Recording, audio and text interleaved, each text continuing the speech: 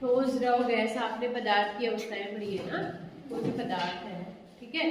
तो तापीय प्रसार का मतलब गर्म करने पर वो क्या होते हैं, प्रसार होते हैं, यानी कि फैलते हैं, ठीक है।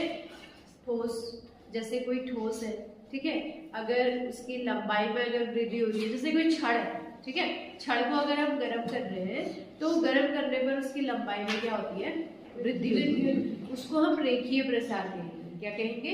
रेखीय प्रसार। और अगर कोई पटल है, कोई क्षेत्र है, कोई एरिया है ना, उसको हम गर्म करेंगे किसी पटल को, उसके जो क्षेत्रफल में जो वृद्धि हो रही है उसको हम क्षेत्रीय प्रसार कहेंगे, ठीक है।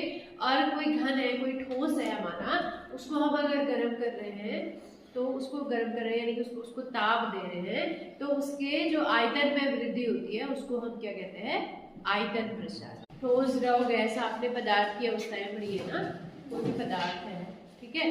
तो तापीय प्रसार का मतलब गर्म करने पर वो क्या होते हैं, प्रसार होते हैं, यानी कि फैलते हैं, ठीक है।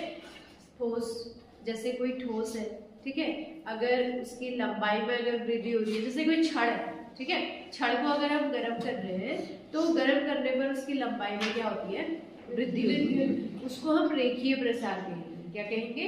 रेखीय प्रसार।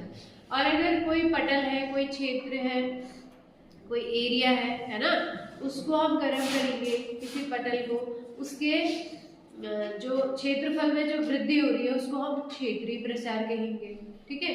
और कोई घन है, कोई ठोस है हमारा, उसको हम अगर गर्म कर रहे हैं तो उसको गर्म कर रहे हैं यानी कि उसको ताप दे रहे हैं, तो उसके जो आयतन में वृद्धि होती है उसको हम क्या कहते हैं, आयतन प्रसार।